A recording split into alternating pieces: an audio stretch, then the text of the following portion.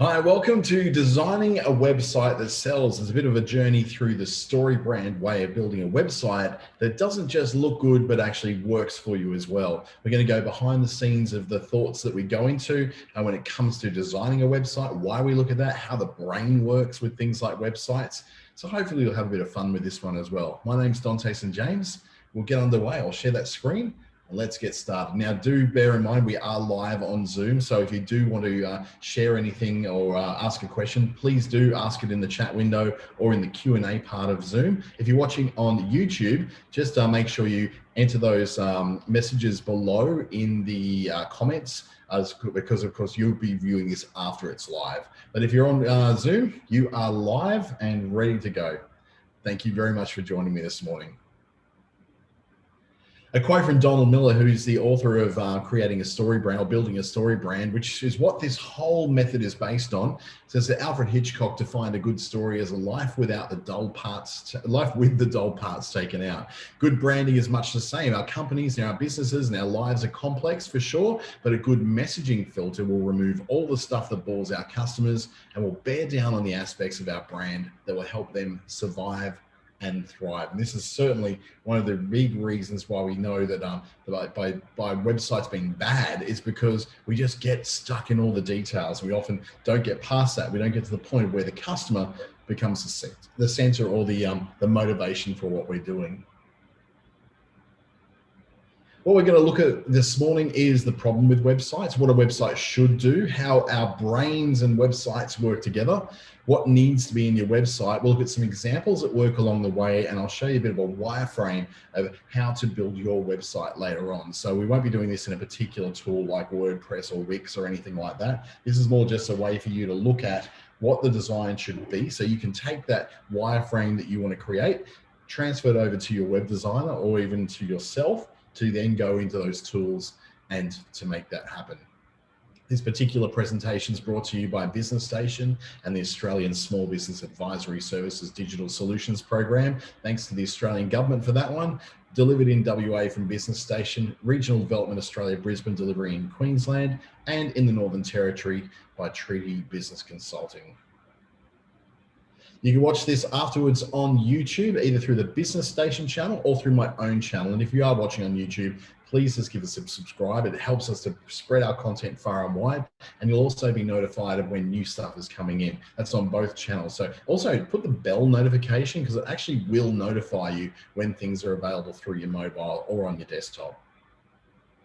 Now, a little bit about me. My name's Dante St. James. I work with my own business called Clickstarter. I've got a couple of other businesses as well that I won't go into today, but I also work as an advisor for the New Business Assistance with NICE program in the Northern Territory, Google's Digital Springboard project, which is delivering digital education to those who don't otherwise understand it. Through Treaty Business Consulting, I work with a lot of businesses right around Australia, and I also work with Facebook's Boost program, which is delivering Facebook training right across the country. In fact, in a couple of weeks' time, I'll actually be on the central coast of New South Wales to deliver a special conference for Facebook as well. Now, the problem with websites is pretty obvious when you think about it. They're not really built from the perspective of the customer. Now, we want to make sure that when we're building our websites, we want them to be social aware. We want them to be beautiful and clean and fast and mobile ready and minimal and accessible and brand pointed. We want all these amazing things to happen on it, but when we spend so much time concentrating down deep on the issues and really getting stuck on the design and the layout, we tend to forget the very real thing that goes wrong with websites. And that's that it's really meant to bring in leads and sales for you. That's really all a website's all about, is bringing in leads through inquiries or sales if you've got something which actually can be sold on a website as well. That is 100% the reason why you have a website. Now there's some people who do need to have a website for different reasons. I'm currently just built a website for a solar company, solar generation company actually, who is looking, who needed a website basically just to be able to tick a box on tenders that they go for and for big grant applications. Because websites convey, I guess, a sense of credibility to a business. If you don't have a website, then someone would ask, well, why don't you have a website? Shouldn't you have a website? I'm just going to my microphone, so I just realized my low quality microphone was on, so you're probably getting a really bad version of what was coming through. Hopefully that's now a little bit better. That should be better. So bringing in leads and sales is really what you want to be about. You really want to get that result, not just to look pretty, but to actually have a result. But what we tend to measure when we're looking at websites, so we've got one up and running, we've got it all working and all that, we like to measure things like our traffic. We like to measure things like the sources of where that traffic has come from and the time that people have spent on site, looking through all our stuff and looking for the exit points. So what's the place they get to when they're leaving? But in reality, what we really need to know about is a lot more simple than that. It's really that we need to know what's going on with the traffic, the leads, the conversions, and our return on investment. So traffic means that we're actually bringing people to our site. Leads then is, well, you know what a lead is? It's when someone makes an inquiry. So it could be a prospect or a lead, whatever you call that, or an inquiry. It's when someone comes through as potentially interested in what your products and services generally are. Conversions then are where someone actually goes through the process of finding out more about you, interacting with content, reading stuff, and then actually going on to become a customer right there and then on the website. Your return on investment is a measure that's going to be very much about, if I spend $5,000 on this website, did I make at least $5,000 back on this in, new business? Or am I spending money on a website that doesn't really matter? Or otherwise, maybe that I spent, $5,000 on it, I want to get at least $20,000 of that again. Just Kristen was looking for the YouTube channel, so I'll just quickly put in the names of those YouTube channels in the chat window there, which is Business Station, and then my own one, which is my name, Dante St. James. So if you look for either of those, you'll find those particular YouTube channels really easily. Just to mention too that my channel has obviously only got my stuff on it, but the Business Station channel has all the different webinars from myself and all the other advisors who present them as well. So it's definitely worth a look. At some point, instead of concentrating on what the outcome was of the websites that we wanted to have designed for us, we allowed web designers to go and design our businesses. And your website is your business. It's really so integral to what your business is that it essentially becomes the core of where your business is at. So if we get someone to design our website, we're honestly getting them to design our businesses. So you kind of need to have a bit of input to that. Just handing that over to someone else to do means that they'll end up holding in the palm of their hands what the whole point of your website's supposed to be. So before we go trying to figure out what the design of a website should be, then we should probably know how people work with websites. And a lot of this has got to do with the evolutionary brain. The brain processes some 34 gigabytes of data every day. So that's quite a few Netflix movies, to be honest. I honestly thought we process a lot more than that. But the point is, though, that we can't really process more than that because we've only got limited brain capacity. In fact, the capacity of what we're able to process every day in store as important information is only 3 gigabytes. So I've only got 3 gigabytes to play with. We've got 34 gigabytes coming in.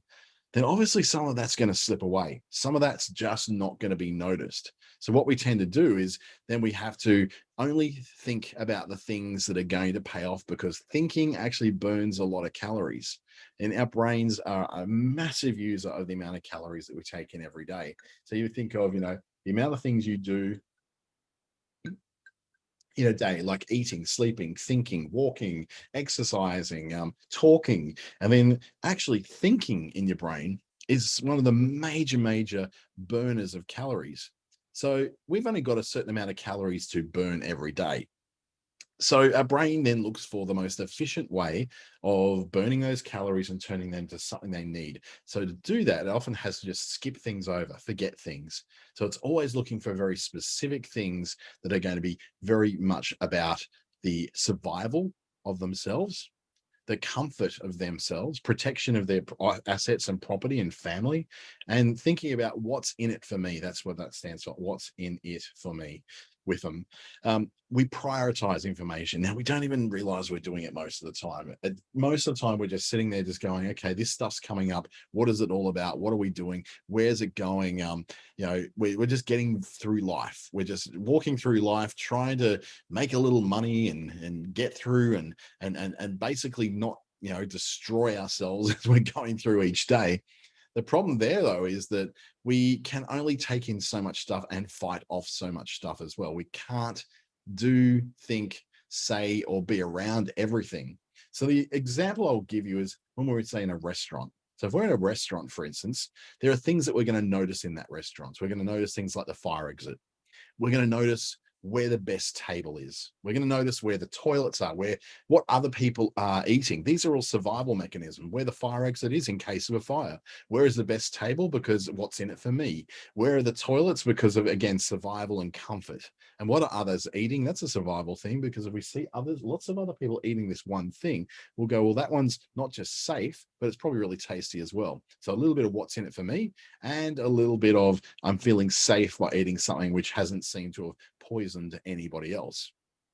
But at the same time, when you're in a restaurant, there are things you're not going to notice. Those things might be how many chairs there are in the restaurant. You're not actually going around and casually counting every chair in that restaurant. You're not noticing what color the skirting boards are. Or you're not noticing whether they're using incandescent bulbs or LED lights in the bar. And you're not really taking much notice of the type of timber that was used on their front door, even if they had a front door at all, or whether it was just maybe like one of those auto doors, or you just didn't really notice that stuff because they're not things that contribute to your survival, your comfort, the things you're trying to protect in your life, or what's in it for you. What's in it for you with LED lights, type of timber, color of skirting boards, and chairs that are in the restaurant doesn't even register. It's not even on your radar. There are many, many extra things that you're looking at that need to be looked at mostly. So the main problem about your website that then kind of clashes with the evolutionary and survivalistic way that the brain works of your customers is really that, well, awkwardly, you're talking too much about yourself. Ultimately, in a website, you talk too much about yourself, your business, all the things that you do, how wonderful you are, the reasons why everybody should do things with you and buy stuff with you, which is all great because it's, I guess, the things you need to say, the things you feel you need to say, that the messages that you need to put across. The trouble is, though, that with all that extra information that's about you, it's going to make it too hard for people to find what they need. It's too hard to find what I need in your website because I've got to get past all this bluster and all this, we're the number one in town and we're the biggest and the best and one-stop shop and all those sort of cliches we tend to fit things through. It just gets in the way. People are looking for a very specific pathway through what they're doing. And that pathway is in the form of some kind of clarity. In essence, what's happening in the brain without anyone actually realizing it is when we clutter our website full of things that are about us, we're essentially threatening the very survival of that person. That's the way the brain looks at it. It's saying, you are threatening my survival, so I need to kind of ignore you because you're not serving me. You're not doing what's in it for me. You're not helping me to protect my life. You're not helping me to survive. You're not helping me to thrive. So how do you change that? It may seem like it's something which you go, well, what can I do about this? There's only so much that a person can do about all this, isn't there? Well, yes and no. The answer to it all comes in a word called clarity. And clarity means structure as well. So we're going to take a little look at clarity and structure when it comes to the way the brain works, and then how that then translates into how we're going to create our websites. So the first thing I noticed, growing up, with a dad who loves Elvis, is that I remember talking to my nana, God rest her soul. And she would talk about Elvis being this horrible, loud noise of just awful. And it was, she wanted to listen to Bing Crosby. She loved her Bing Crosby. She just adored him. Well beyond White Christmas, all the old Bing Crosby classics and Al Jolson even. She wanted to listen to all that. This Elvis stuff was all noise. But in that same noise, my dad, as a teenager, found clarity. Elvis was speaking to his generation, to him. He found clarity in that. Now, clarity is going to mean a lot of different things to a lot of different people, because when I started listening to Poison in the 1980s, the late 80s, my dad thought that was just ridiculous noise that was uncomfortable and he couldn't even hear the lyrics of it. For me, I saw clarity. I heard, lyrics like "There's nothing but a good time" as speaking to me, speaking to my generation and everything I wanted to go through as well.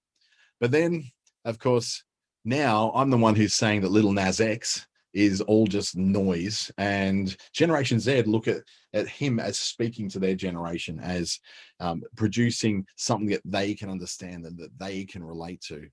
Noise and clarity are two very different things. We are drawn to the clarity that works for our particular place in life. So what might be noise for us may be clarity to others, but there's general principles that carry across all generations. We are ultimately drawn towards clarity because it saves calories and it assists in our survival or thriving. It tells us what's actually in it for us. So your website then needs to have a story associated with it, because there's one thing that's very, very clear is a story. We understand how stories work. Stories to us as human beings with brains, they make sense. So if we break down the journey towards, the perfect website to be able to work for people, we break it down into a story path. And that story path looks a little bit like this. A character has a problem, they meet a guide. The guide gives them a plan and calls them to action. That plan and the guide then helps them to avoid failure and leads them to success so that they are transformed. Now, this is the standard sort of hero's journey, very simplified hero's journey from Joseph Campbell. It's the format that we know of movies from Star Wars to Legally Blonde. It's the kind of stuff that we understand as an easy to follow path. You find that movies that follow this particular path are blockbusters that do very well and lots of people go and see them. Independent and art house movies generally don't follow this plot arc. They don't generally follow this particular rule. And therefore, pretty much no one goes and sees them. That's the reason why there's maybe one art house movie house in your town, and there's about 20 different cinemas that have regular kind of movies going through them. It's not because people are dumb, it's because this is really easy to understand. It's easy to follow. The story makes sense and it feels good to us.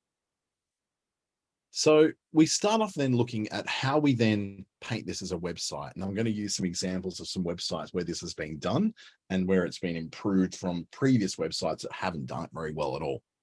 So if we look at the character, so remember this character has a problem. Well, this character, we need to understand in the relation to what we sell, what is it that our customers actually want? And that's almost like the primary message that's going to come across on the website. And so many times this doesn't happen. Now, if our customer can get what they want from us, how will their life be better? So outlining what the benefits are to that customer being able to get what we want, what we're selling through that website, so that they can then have a better life. What gets better in their life? How do we define that? Do we actually paint that picture for them? And if a customer is ready to buy now, how on the homepage or even anywhere else on the site do they do that? Where's the process for it? So an example of where the character is completely ignored and all of these principles are completely ignored comes in this particular website for a facility services. We don't even know what that is. Zoe Facility Services. Do we know what they offer? Pretty much no. We have no idea what it is they offer. Do we know how it makes our life better?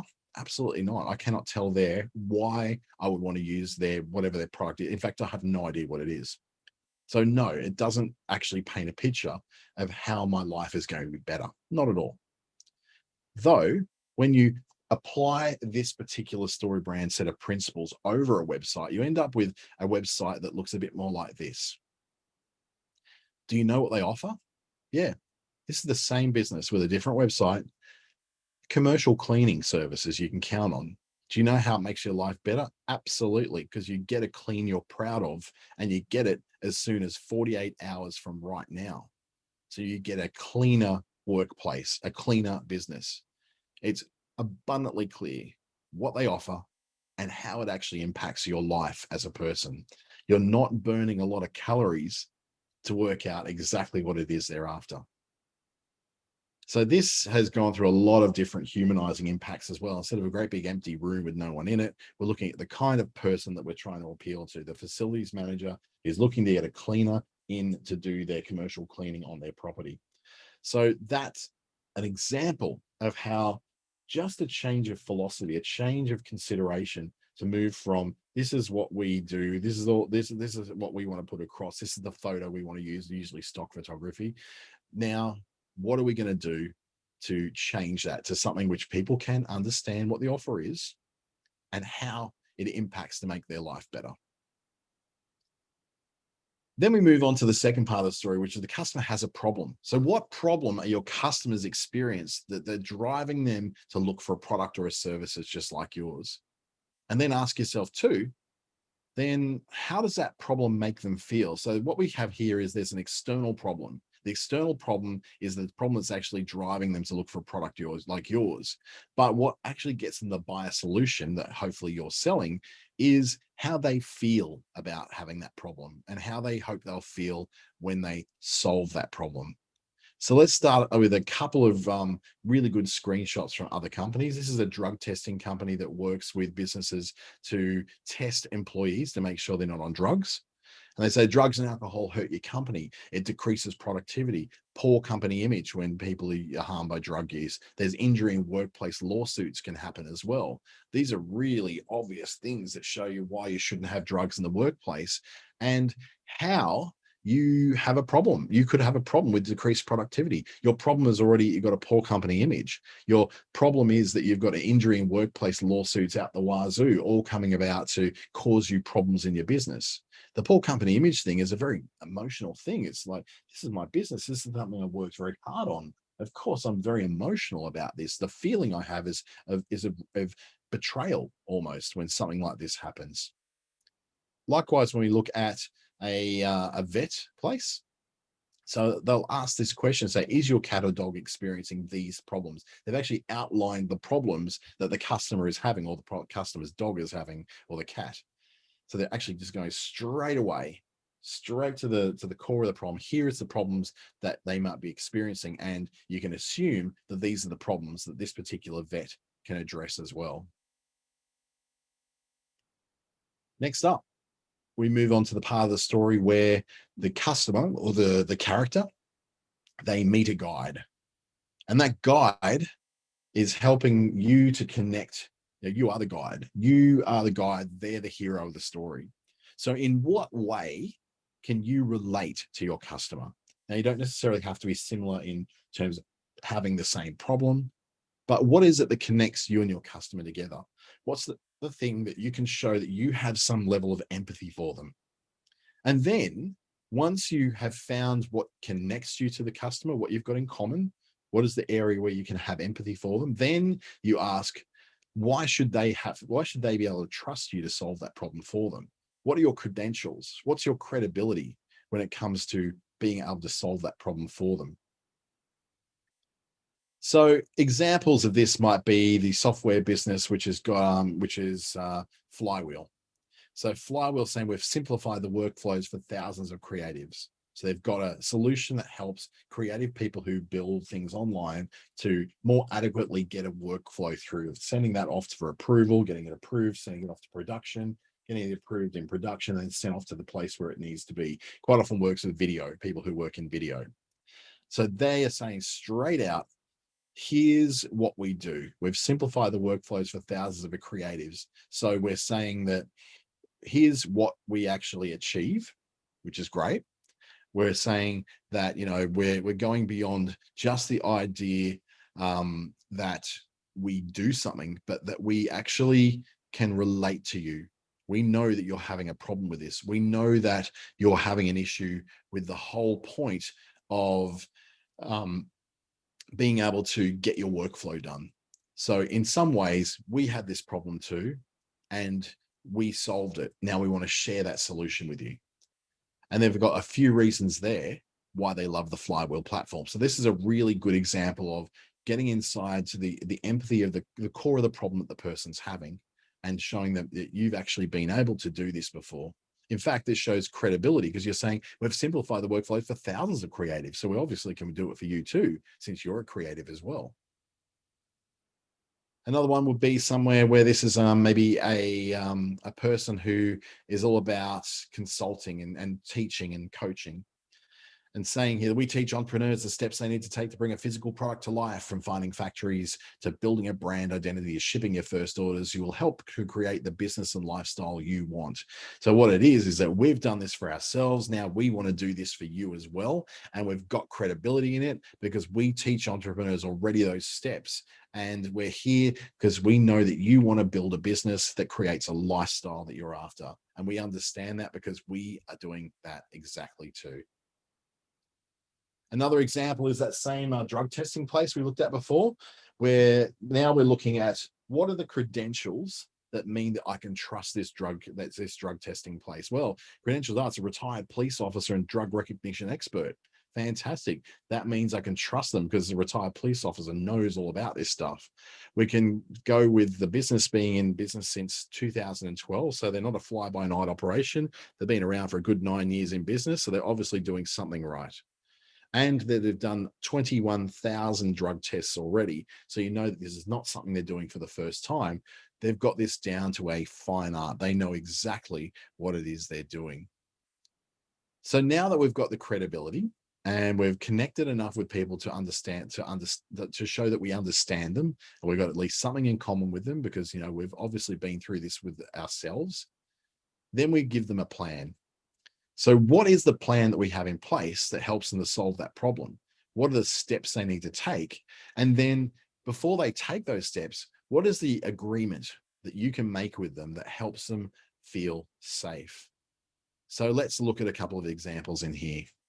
What are the 3 to 5 steps someone should take to reach their particular solution to this problem? So are there steps like step 1, step 2, step 3, step 4, that kind of thing? If so, it could look a bit like this. So this particular online car selling agency is saying, if you want to sell a car, we'll buy it. Just step in, bring in your car, let us appraise the car. Let's have a look at it, see what it's worth, and then you'll get your offer. So it's 3 simple steps. Instead of going to the car dealership and having to go through the small talk and the how's your kids, how's your wife, how's the weather, how those Broncos playing, all that sort of stuff. What you're doing here is 3 simple steps. Bring in your car, let us have a look at it, and then we'll send you an offer. So that's a really simple 3-step process that they could go through. Same thing could be with this piece of software. There's actually a subscription for contact lenses. So you start for free. Step 1, with your first shipment, you'll get 15 pairs of lenses for free. Just cover the monthly $3 for shipping and handling. Number 2, keep them coming. You have a monthly subscription. So it brings your lens cost to barely $1 a day, which is a lot less than you're probably paying through your optometrist right now. Step 3, you're in control. You can easily cancel or modify your subscription to suit your needs. So this is then a service which says, it's really easy if you do this. Start it with a free. And this is how it works. This is what you get. They're actually tying together what the individual steps are to engage with them with the steps that it takes to that they're guaranteeing. So, you can then your safety factor. So the ease of the steps is pretty obvious. Start for free, keep it coming, subscribe with us.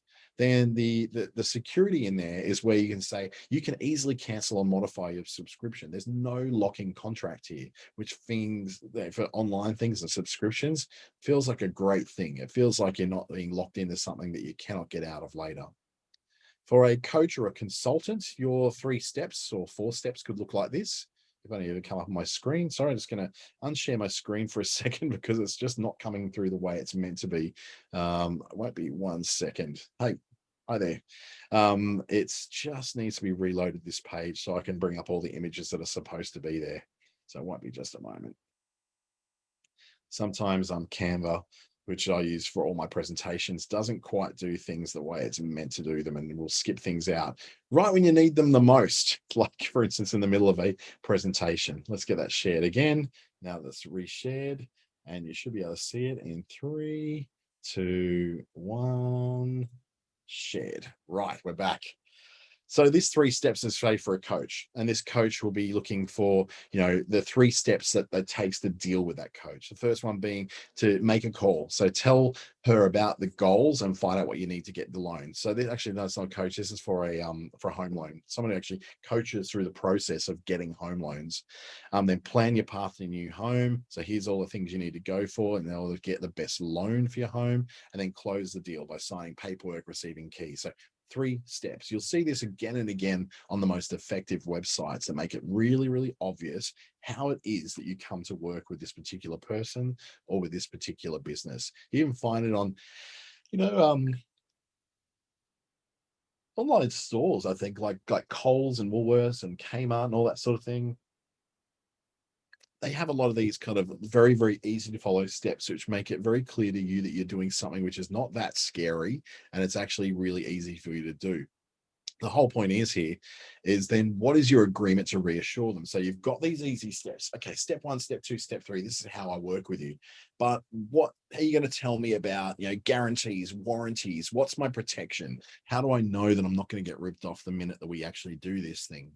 So the agreements can be things like, in the case of Allbirds shoes, that they're going to be lightweight and breezy. They're going to help your feet stay cool. They're going to minimize odor. They're machine washable. They also have a low carbon footprint. So sometimes it's not a protection thing. It's not like a am I safe thing. It's just like these are the things you're going to find as features when you get our shoes. Lightweight and breezy, so soft you can wear them sockless.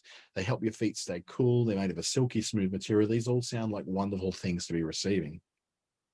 Something that's more common is things like, offering that switching to this new provider is easy, that it's industry leading, that it's got 24/7 support. Those kind of agreements help to paint you as a trusted provider rather than someone who's fly by night. So things like, for instance, we have a store right near you. We've got a customer support line that's staffed with people here in Australia. Those are all little agreements you can make with your potential customers before they buy that make them feel a lot more safe about dealing with you. Now we move on to the call to action. This is where we list what your customer is going to get, and then we provide the direction for them to buy it. So these are all the things you need to have in your website. So it could be these lists. Now, you would have seen these with everything you've gone to subscribe for and read about, where you're going to look at, okay, here's option 1, here's option 2, here's option 3. Here's your options to get that thing you want from us, and this is how much it's going to cost and what it then includes. So then you're able to get yourself in a place where you can, very clearly explain what people are going to get and how much it's going to cost them. So there's no confusion there. They know what each option has. Just like with Google, for instance, if you're getting their Google Workspace, or what was called G Suite, it's very clearly laid out what they're going to get, and it gives you then the get started or contact sales. It gives you the call to action that's in the middle of that as well. The reason why these are really popular is that they usually put you into that place where people mostly choose the most popular plan, the one in the middle, and they've immediately got the ability to get it. So they don't have to sort of necessarily go to sales unless they're going to be buying this for hundreds and hundreds of staff, like, 250 staff who may want to attend video meetings all at once. Now that we understand what the call to action is and the customer knows what they're going to get, now we need to go that one step further and help to assure them that we're helping them to avoid failure. Now, if people don't buy what you're selling, what will they have to keep putting up with in their life? Remember, they came to you for a reason. They came to you for a purpose. They came to you because they had a problem. What is it that doesn't get resolved in their life if they don't buy what you're selling to solve that problem? And what things that might actually get worse if they don't buy from you? Are there things in their lives that are actually going to not just get worse, but they're actually going to get significantly worse? Is there things that they simply should be doing that they're not doing if they don't buy from you? So have a think about that, because we want to know what the success is as well. So going back to, some of those things that avoid failure, if we're looking for the things that help them avoid failure, it could be if they came to you. And actually, what I'll get you to do, those who are participating on Zoom right now, if you could type into the chat window what kind of business you have, And then this will put this more into perspective where you understand what is the failure part of someone actually working with you. So Kristen's saying legal services. So the failure to address things in legal ways means that you couldn't get in a lot of legal trouble. So you're not going to get ahead. You're going to still put up with that big problem, depending on what the law is that you're dealing with. If it's family law, they're not dealing with it in the right way, means you could lose everything. If it's criminal law, you could end up in jail. All those things that could happen, the consequences of them not actually dealing with you. If you're, for instance, someone who works in clutter, you're actually helping people to declutter their lives and their homes, then you've got this position where if they don't use your service, the clutter's going to get worse. It's going to get way, way worse, and they're not going to get that room back that they need. And they'll still have parts of their houses that they're ashamed of and they need to sort of shut off. Or it's, say, for instance, you are selling a massage service. You're doing massage, proper massage, not the dodgy stuff, the proper massage therapy.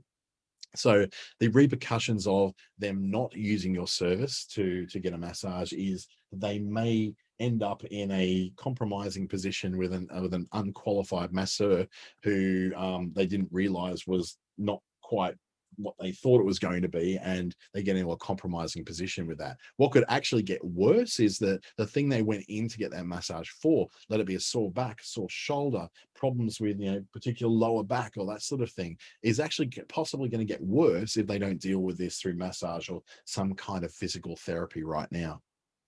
So in that, we're going to our websites and making sure it's very clear what is the repercussions, or what's the potential repercussions of not getting this thing done, not actually working with you.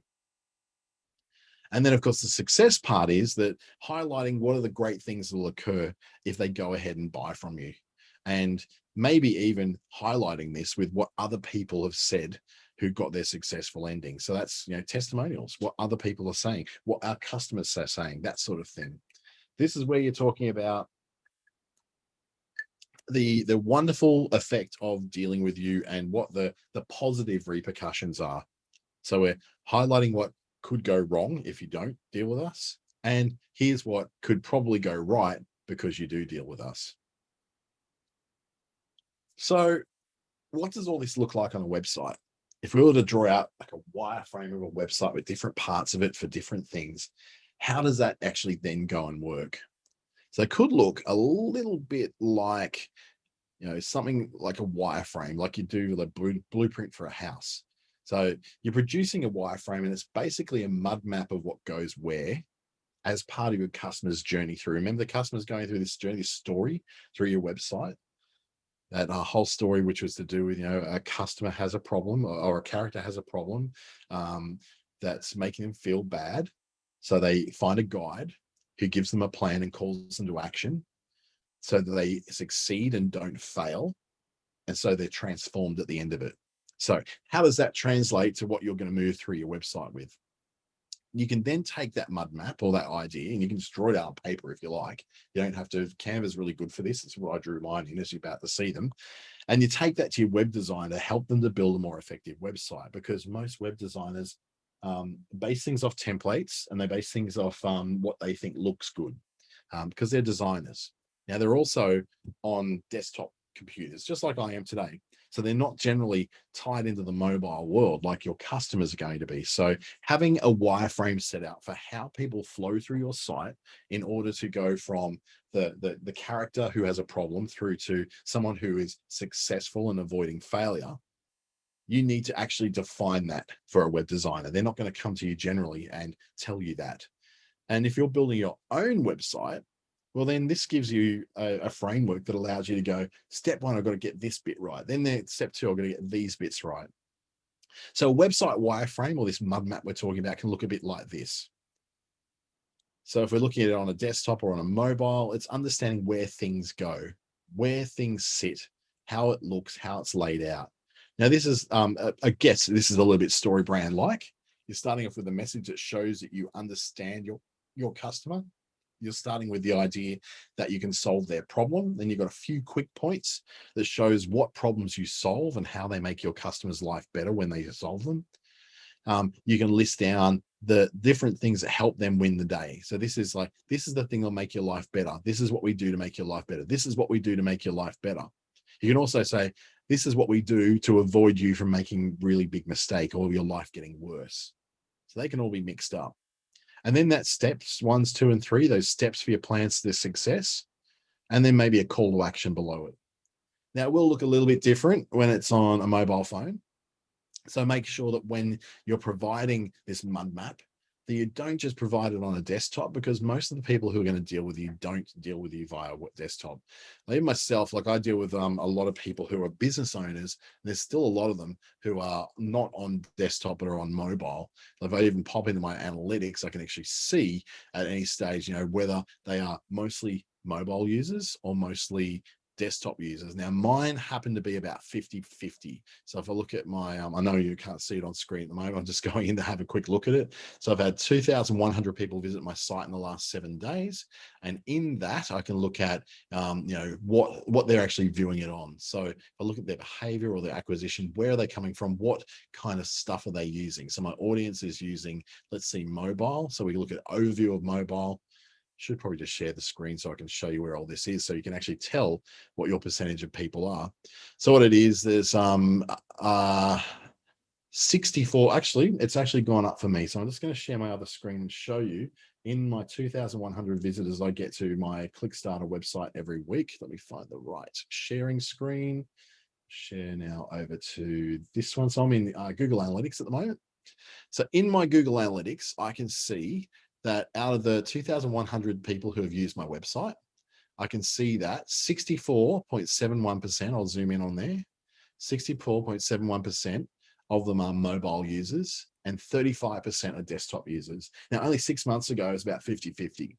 So that's changed significantly. A lot of that reason is because I'm getting a lot of traffic in from Indonesia, and Indonesian people don't tend to own a lot of laptops. They tend to do everything on their mobile phone. So the very big difference. And what surprised me, only one tablet user. So I'm not attracting people on tablets at all, people who are sitting on their lounges and all that. So that tells me then that I really have to make sure that I'm designing my site with things in mind that my customer is going to have. And the majority of my customers are on mobiles. So I need to go and look at my website and go, what have I done to ensure that people can find it easy to use my website on a mobile? So I'm going to pop over to my website now, and I'll be able to share my screen with you. And I'll give you a nice little trick that actually lets you know what your website will look like when you see it on a mobile phone, even though you're sitting on a desktop at a computer right now. So let's share that screen again. Where's my little sharey screeny thing? Seems to have gone missing. Where are you, Zoom? You've gone missing on me. There we go. Stop share and share again. Apologies for this. There's a lot of sharing around. I've got 4 screens connected at the moment. It's a little bit crazy over here. Okay, so this is my Clickstarter website. So I've got my little message there. What have I done here to look? So look, I've got some of the things that I solve the problem of. Here's my 4 steps. Who's the people I'm helping? So that's part of that thing of making people know that they're doing it. Here's a bunch of packages and a call to action. So you can see I've brand storied my own site, and I will not lie to you, the result has been phenomenal. So I've gone literally from having maybe 50 people visiting my site a week. I've now got, as you saw in my analytics, and I'll pop there again, I've got over the last 7 days. So let's go back out to my home. Over the last 7 days, there's 3 people online right now. I'm one of them, 2,100 people over the last 7 days. So it's gone through the roof because I've made a site that's so much easier for people to be able to read. And I can go down and see that there's a couple of articles that generate a lot of that traffic, but a lot of it just goes straight to my homepage. So I want to make sure my homepage is super, super, super specific about what it is I do. And I'm not worried about, what those particular things are that I'm doing that people aren't understanding it. So if I go back to the website, you can now see that. Now, if you're on Google Chrome, and I know that Firefox does this to a degree as well, if you right click somewhere on that website and go inspect will then open up this panel on the right. If you click on at the very, very top, the device toolbar, that will allow you to see what your website looks like on different devices. So I can choose, that's what it looks like on an iPhone. So let's just go for like maybe a Galaxy S5. So I can now see what this website looks like on a Samsung Galaxy S5. So you can see I've made everything very, very simple in blocks and buttons. So it's not concentrating too much on the photos. It's concentrating on what's really easy to read. So in here, for instance, this font is too big. That's a problem I've got with that site already. So that's something I need to address. These things are looking all fine. They seem to work. I've got my little chat here so people can chat with me through Facebook and actually make inquiries directly from the website. And then everything else is in there that seems to work fine. I can book a call now and see how that works on a mobile because it goes to an external service that's connecting through to the external service. Does that work on mobiles? It looks like it does. Yep. 20-minute scoping call. Are you a resident of Australia or New Zealand? If I go no, then it's going to take me to a page which is explaining that I can't actually deal with these people because we don't currently operate in their country. They only operate in certain countries at the moment. So that's telling me that I've got some work to do on my mobile, but you'll see though that it makes sense. Like it's not hard to use. The story brand process still works as you're moving through that website. If I hop out now and look at what it looks like on a full desktop again, then you'll see that it's not drastically different. It's just things are positioned a little differently. So it just sort of lays out for a horizontal experience rather than a vertical experience. So I'll stop sharing over there and we'll have a look at a bit more of a general mud map. There's something that you might be able to take on and even screenshot if you like, that'll help you to, I guess, build your own. So you can start to build what your particular mud map's going to look like or what your wireframe is. I should stop calling it mud map. It is a wireframe. So the wireframe could look a bit like this. So this is just a desktop version, for instance. So we start off with the normal stuff, the logo and the buttons at the top that are representing a menu of some kind. Then there's a specific message that you can go through. Now there's a story brand process I usually do every month on a webinar called Creating a Story Brand for Your Business. And I've already done this month's one, I think. So yeah, I have. So I'll be doing one again in June. And what it is, it helps you to untap what that message is, that message that shows you understand your customer and can solve their problem. And then what those small, quick points would be. So this is very much like the other one we looked at. So as we go down the page, we show them, okay, this is how we help you. These are the things we do to make your life better. Then we've got the individual steps towards how to engage with how people will engage with you. And under that, you can have a call to action that says, here's how you engage with us, start here. So they can actually start that process from right then if they're feeling good. But if they still need a bit more convincing, then we've got our, here's what you'll get. So this is where we're talking about that they are looking to avoid failure and they wanted a little bit of reassurance of what it is they exactly get as part of that. So that could be things that you get 24-hour customer care. You get a local who deals with you right here, right now in your town. Or you get something, say, perhaps you'll get joining into our exclusive Facebook group where you'll be able to converse with myself and other people who have been using this particular service. Then we'll move down, like here's the stuff you'll get and the difference between the packages, the pricing and the features, and then a call to action in the buy. And then as we move down, then we look at things like, okay, let's reassure them that they're doing the right thing by showing them how they'll succeed. Because here's 1, 2, 3 different testimonials from people that have succeeded. So the very basic flow, your customer has a problem and it's a problem you can solve through a guide who helps them win the day and gives them a plan for success and maybe even a call to action in there that helps them be reassured that they can win and not fail because they've got the backing here that shows them that they'll win and not fail. So by applying a story, it sounds really like whenever we do the story thing, it always sounds really airy fairy and really bit woo. But there's a reason why we use stories for lots of things in marketing. And simply because we understand stories. They're ingrained into us as human beings. Stories are how we share, the background of where we came from. Stories are forming who we are. It doesn't matter what culture you're in. So if you know all that stuff, then we go, well, it makes sense that we bring the story over to our digital platforms. And there's many, many stories you can tell. This is just simply a sales story. that explains to a customer that you know who they are and you know they've got a problem and you understand it, you have empathy for them, and that you have the solution. Now, another section that might sit underneath all this is something that gives more credibility. So testimonials give a lot of credibility, but underneath that, you may have the badges of the memberships that you have or the qualifications you've done.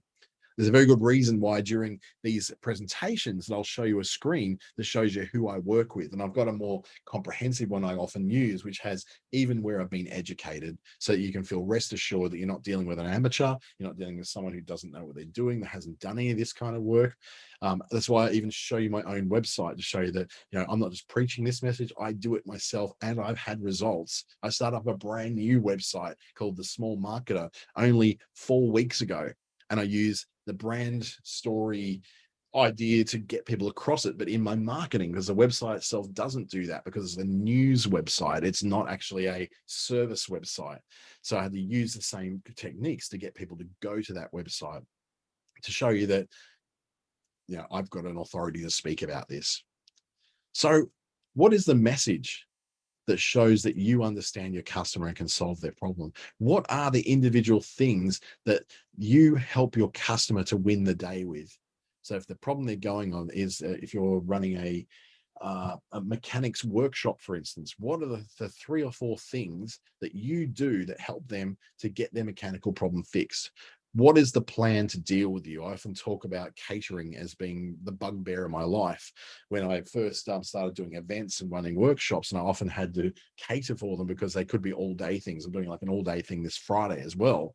And I've had to organize catering for that. So if I need to organize catering for things, then I need to ensure that I have an idea of how to use a caterer. And I had no idea the first time around. So I had to then go and think, well, if I don't have any idea how to use a caterer, let's go look for caterers. And none of them were doing this. Here's how you deal with us. They weren't doing that. Here's our 1, 2, and 3. Here's how you actually will work with a caterer. So I just had to buckle up and push through and feel like an idiot and call someone and say, look, you're going to have to bear with me because I you have no idea how to use caterers. And they're like, that's all right. No, this is how it works. And I'm like, now, if only they had to explain that on their website, because I probably would have chosen a company based upon that. If they had to show me and made it easy for me to engage with them, I probably would have chosen them without even having to look at price or do any shopping around, because I quite frankly don't have time to shop around. So I've got catering for this Friday that I haven't organized. I know for a fact that all the caterers in my town, none of them have provided that simple 1, 2, 3 formula. So even if you can walk away with nothing else from the mud map or nothing else from the wireframe, but the 1, 2, 3, that's something which absolutely should come across into everything you're doing online, on websites, even on, how people will be called to action through ads or through your social media posts. To have something that allows people to easily understand where they're going will make a big difference. So what's next? How do you work with this? How do you get someone to assess all this? Now, you can go through certified story brand experts, and there's very, very few of them in Australia. I'm going through the process of becoming one. I'm not one yet, but that's probably a good thing, because these people tend to cost thousands. So because they had to pay $14,000, in my case, $18,000 to become a story brand expert. So that last payment is going to really hurt when it comes out of the bank account. I can tell you that much. So what we do instead, we work with the ASBAS program. So with the Australian Small Business Advisory Services Digital Solutions Program, if you've not had a one-to-one consultation on this, you can use your first consult at no dollars down. It's just free, completely free. And I can go through this process with your website, give you an assessment and show you the things you can do. Then if you want to continue working through this, we can do that at $44 for your second hour, and then any after that, $66. And you can do that all through asbas.com.au, which is just on screen, asbas.com.au. And you can then go through, and it's the same as when you book to go into this webinar. You'll be able to do that through the same website. So just go to businessstation.com.au or just asbas.com.au. We'll get you there as well. You can feel free to harass me if you like through Facebook, LinkedIn, and Instagram. I love it, kind of. And you can email me directly as well through Dante@treaty.com.au. Now, before I go, I'll just quickly open it. We've got a couple of minutes to ask, have a few questions if you've got any. And we've got quite a few people on board today. So if you've got any questions, feel free to whack them up on the screen right now. And we'll have a chat about some of the things that you may want to do to, I guess, apply these principles maybe to your website. Or if you go, does this apply to all kinds of websites, including the one for my business? Or if you've got a question about, how do I find out more about this? In fact, if you want to actually read more about this sort of stuff, there's 2 books by Donald Miller. So I'm going to put those actually in the chat window so you can see Donald Miller. The first one is called Building a Story Brand. And building a story brand is all about the process you go through to understand what the core message is that reflects what your potential customers are actually looking to solve in their lives. Now, aside from the building a story brand, there's another one called Marketing Made Simple. And Marketing Made Simple gives you a lot of these wireframes for your website that understands how to go forward and doing that. So building a story brand, Marketing Made Simple, excellent books. I'm glad I've done a lot of extra study through those through the Story Brand Institute, because it's bring it to life. It helps you to really help you out with that. Someone just asked if I've worked with a wedding venue specifically before. I haven't worked with a wedding venue, but I've worked with a wedding caterer. So if there's anything that could actually work with weddings, or a venue for weddings, is absolutely story brandable, because it's all comes down to what is the problem that someone's going to try and solve. They need to have a venue. Okay, what are all the things they fear about a venue as they're going along? What are the different questions they're going to ask as they're going on? And how do you reassure them that you're going to make this most important day of their lives absolutely seamless and work perfectly? Because honestly, I've been to some wedding venues before, and it has just been a disaster. And that poor bride has just broken down and been stressed out. So what can you do to assure that? So it's a process you can do. So yeah, feel free to book that in as well. I know I don't have any more availability in May, but I do have some in June. So I've just been booked out really heavily at this time of the year, which is really unusual because it's usually my quiet time of the year. January to April is usually my peak, but yeah, it's been big this time around. So hopefully, if you've got any questions, please do reach out to that email address which I had before. I'll just whack it on the chat as well, just in case you did miss it. And if you'd like to reach out, ask me a question, please do feel free. Thank you so much for joining me today. I hope you really got something out of that. It's certainly a different way of thinking about your website, but it shows you it's very logical, isn't it? It just makes sense that that's the way people think. That's the problem they come to you with. So making it really difficult for people to engage with you is kind of bad for business. Have a great day. See you later.